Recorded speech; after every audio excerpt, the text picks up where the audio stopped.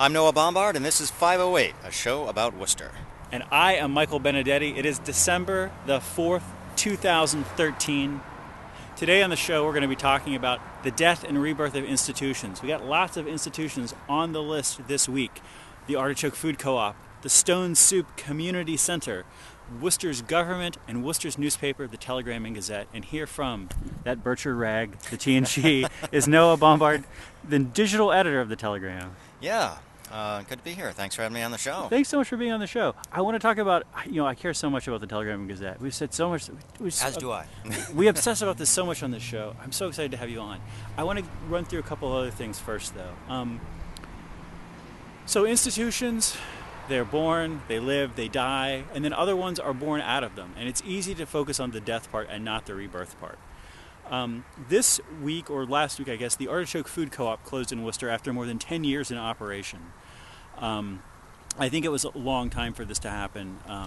It had been in a lot of trouble for a number of years, probably 5 years maybe, as an outsider I would say, 6 years.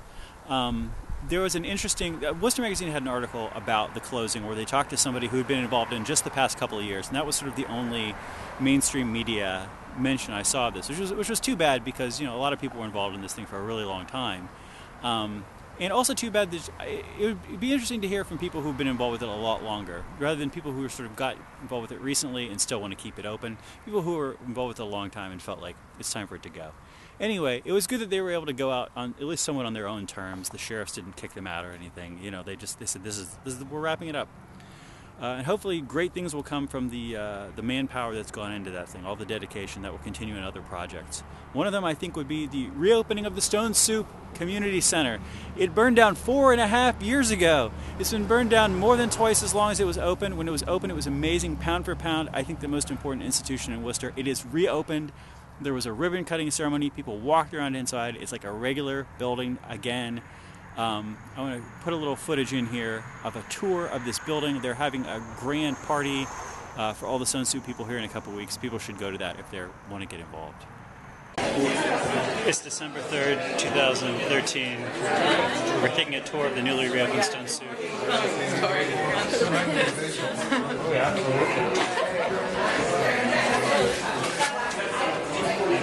Alright, so this is the rebuilt Stone Soup. So we have a lot of pictures along the way on the tour. You can see there's some pictures around here that are from like the day of the fire or like right after the clean out.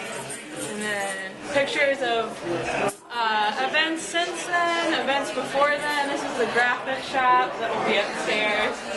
So Stone Soup is a non-profit community center. We're kind of an umbrella group that works to promote arts and activism within Maine South and Worcester. And so then we have a bunch of different groups that all live in this building. So over here is the main community room. So that's mostly used for groups that don't need a regular office space but need a place to meet maybe once a week, once a month. So, and just also for people that want to come do some work. So like a good example is one of our cooks, which is what we call our member groups, Worcester Immigrant Coalition. There's some photos on that wall of their group. And they would use that space. And then over here, if you guys would...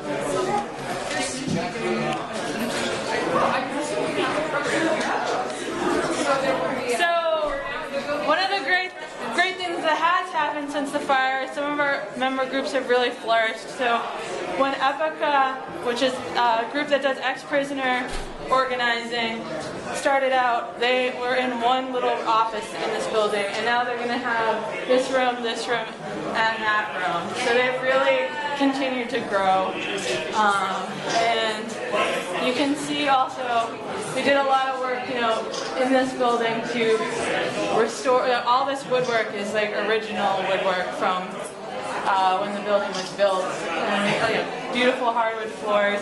We've had a lot of different groups come in, apprentice groups, to really cheaply or for free volunteer. So all these flooring, the materials were donated, and the Carpenters Training Center did all the work on the floors.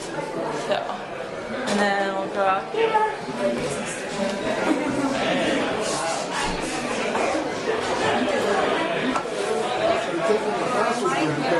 Although with construction work, it's not all this so good with computers and stuff like that. Get it closer here.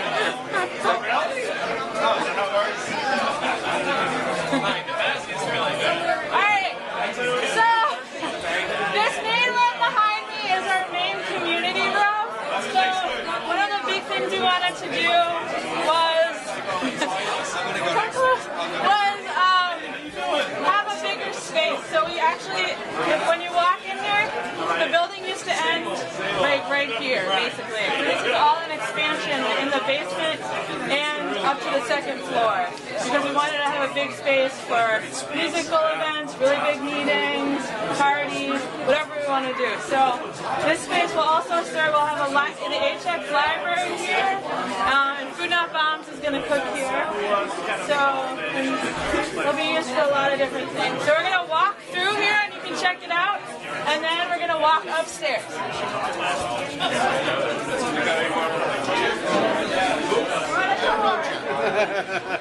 Is she new?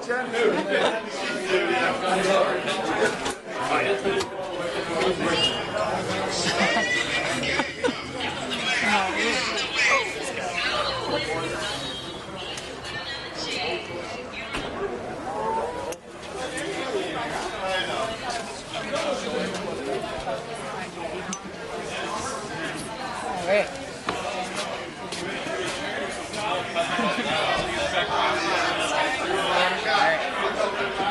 So then we also have, in the back we have our community garden that we have bees in for the first time this summer, and we also grow a lot of vegetables. And hopefully in the future Food Not Bombs is going to use the vegetables, and people on King Street can grow there. And then join the tour. Alright, so now we're going to go upstairs.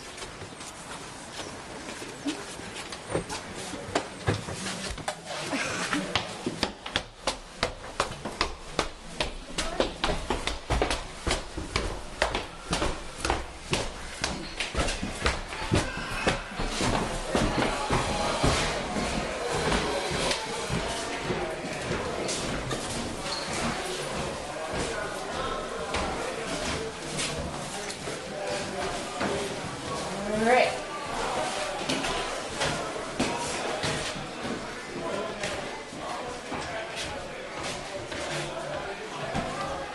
Alright, and so on the third floor we're going to have an apartment. We're going to go up there right now, but that'll be an affordable housing unit for 3 bedrooms. And then this room is going to be used by one of our newest cooks. They weren't with us before the fire, the East African Community Outreach, so they're going to be using this space. And then we'll go this way. And one of the cool things about the building is we tried to really show that it could be a model of green building, especially, this is a pretty old building, how to redo an old building in Worcester to make it really energy efficient. And also,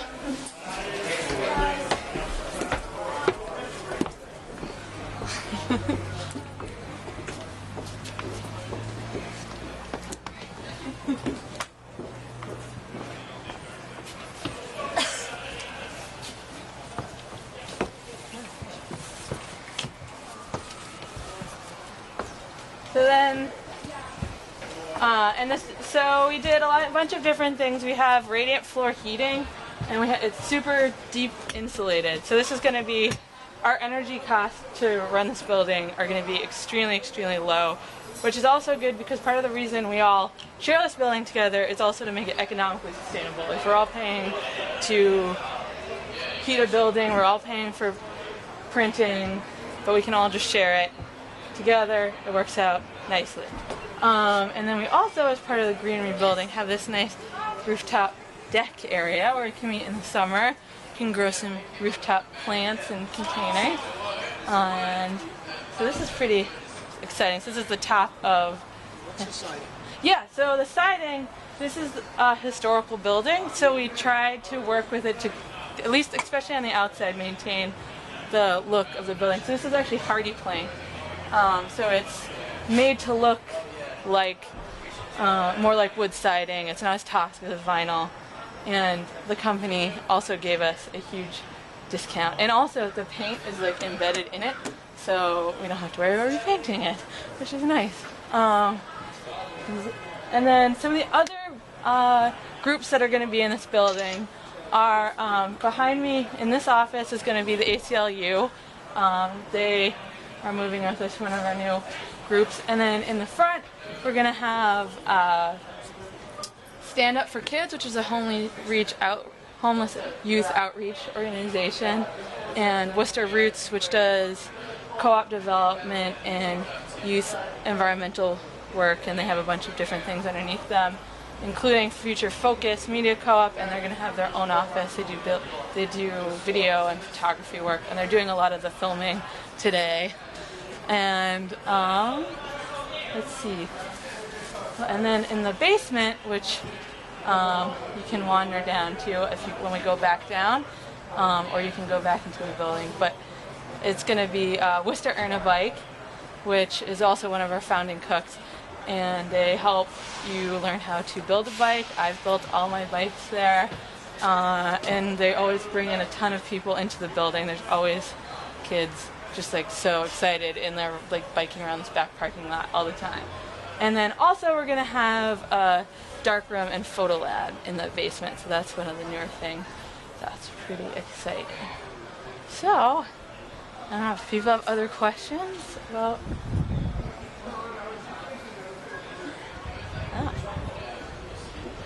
Oh.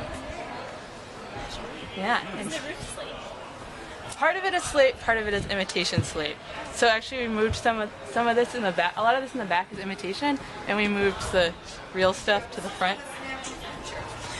So that was another one of those historical commission things. It's like there's a huge hole. If we cover it with, imitation, that's better than a hole. So, yeah. Who oversees the garden? What? Who oversees the garden? This year is just a couple Stone Soup members. Next year, hopefully, when we're more established in the building again, it'll be more neighborhood residents. Thank you. All right, let's leave. Hey. I'm really psyched for this area down here. Yeah.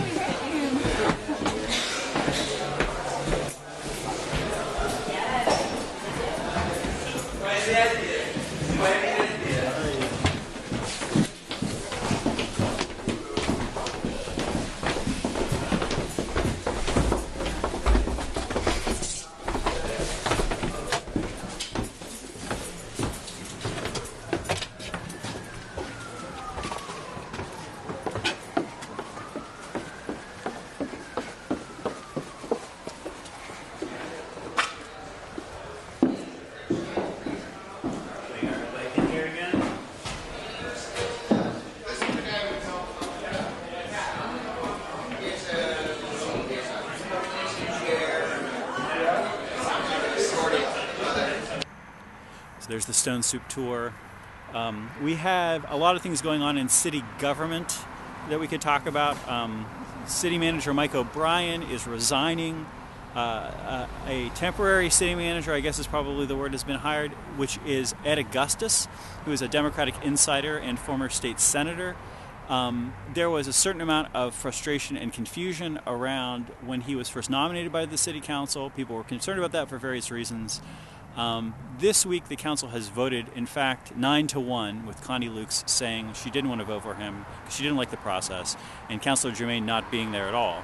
They voted 9-1 to hire him. He said that he will only serve for a 9-month term, and that he won't. If they said, "Hey, it's working out great, let's keep you on," he would say no.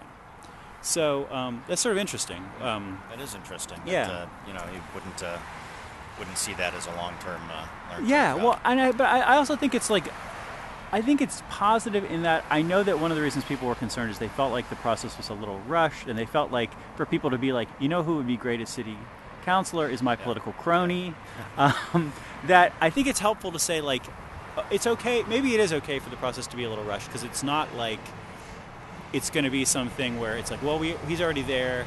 Even though we didn't really vet him very much at the beginning, he's in there. So we'll it was rushed. Although at the same time, it's like we kind of knew it was coming, but I think no one really thought that the city manager would really leave. I think it was kind of a shock, even though he had said that he had a job offer and was entertaining it. I think most people thought, well, that won't happen. But he did.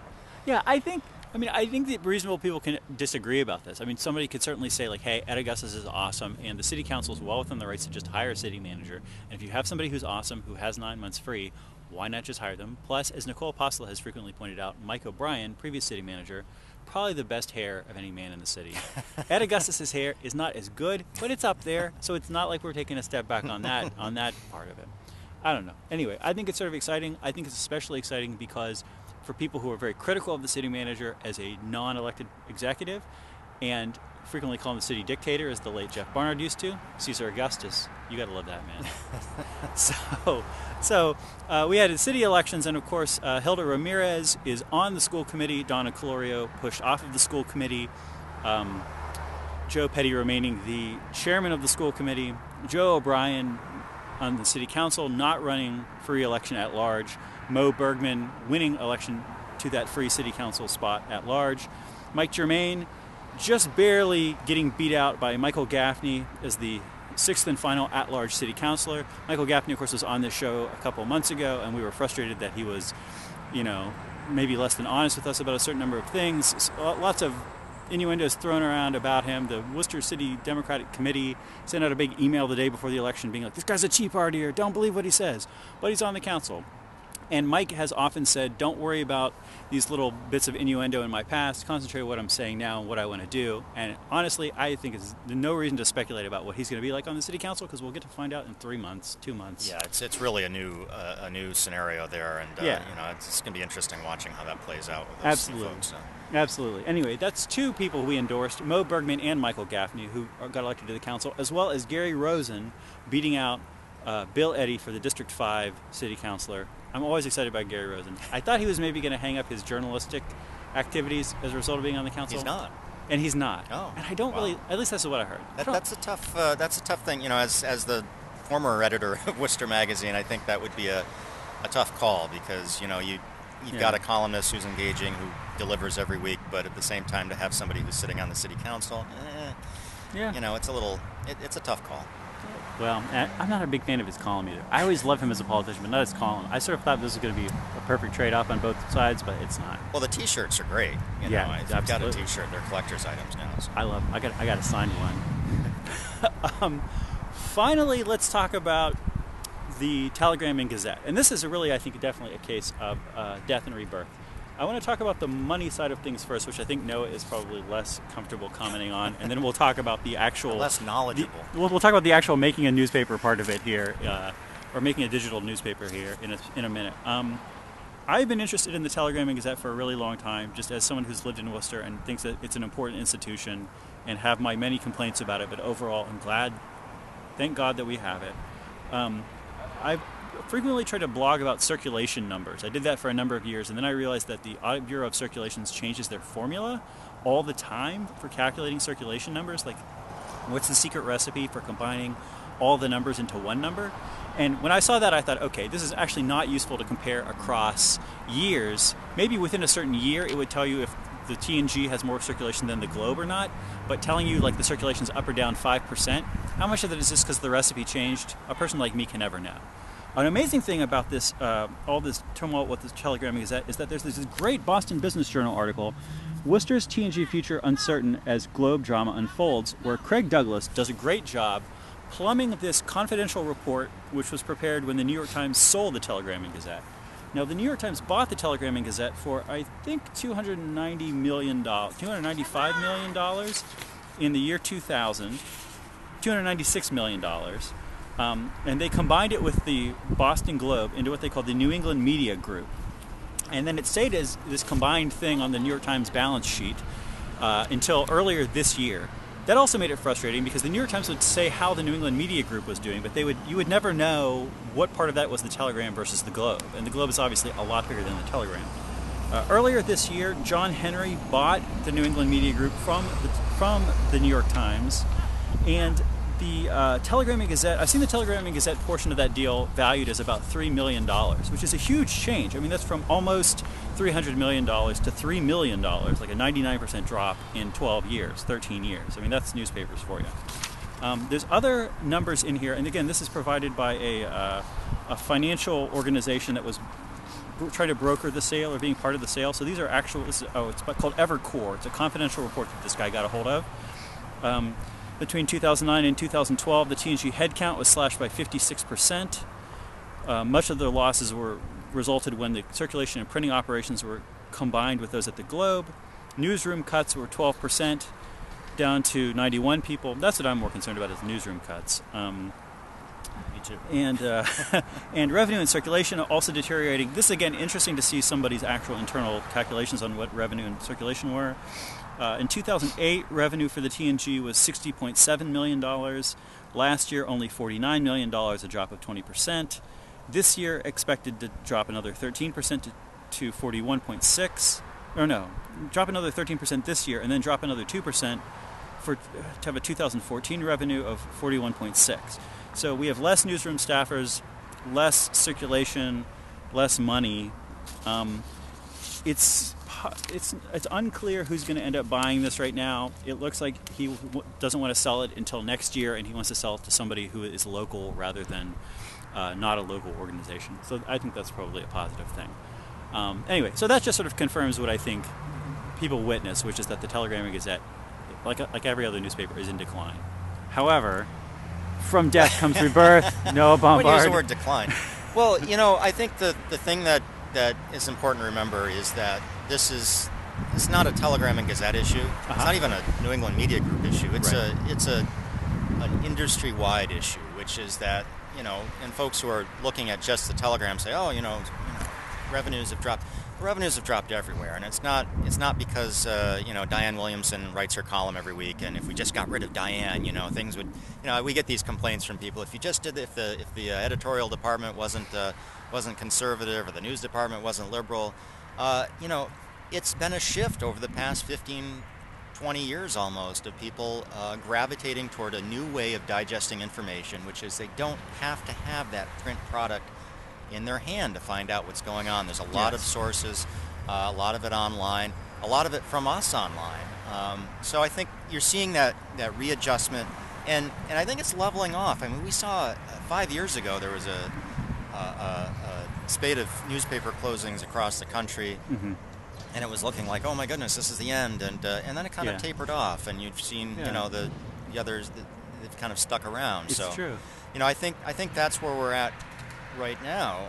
If you look at the power of the local press, I mean, we were talking earlier that we're clearing about just under 10 million page views a month mm-hmm. on Telegram.com. That's a lot. It's a big impact. That is a big impact. We're branching out on social media. This weekend, when 290 was jammed up, we were going all day long on social media, pushing content from our reporters, from our photographers who are out in the scene trying to track down rumors, trying to figure out what's going on.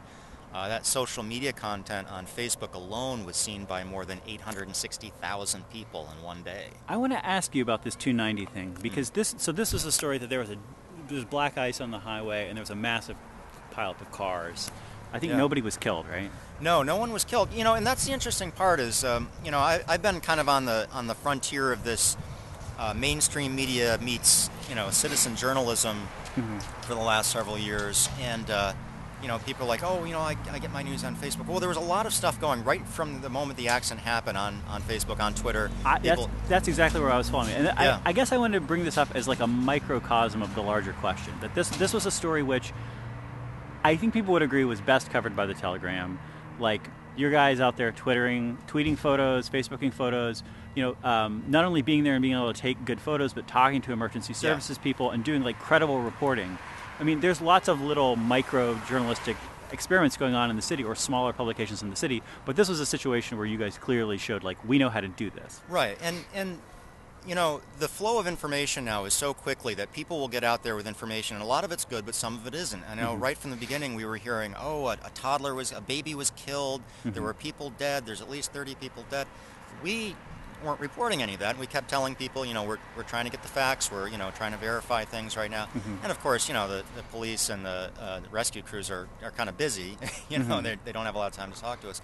And we had a lot of critics early on during the day saying, you've got the story all wrong, the casualties are going to be in the hundreds, there's people dead. When the day was done, we were pretty much right in our reporting the entire day long. We've been a little conservative early on in how many cars were involved. So I think it did kind of showcase the necessity of having somebody who is a professional journalist or a crew of people who are out there getting the real information, even though the public's reporting of the information was a key part of that. Right. People were sending us photos. We were hearing from people who had been in the crash, who appeared in our story the next day. So there's this real great melding of the two, of the professional journalists and the average person in the street with their camera who says, hey, look what I saw. One question somebody asked me to ask you was, what does it mean to go to press in this world? Where, the story is being updated every 90 seconds or something mostly on websites that you don't control. Yes.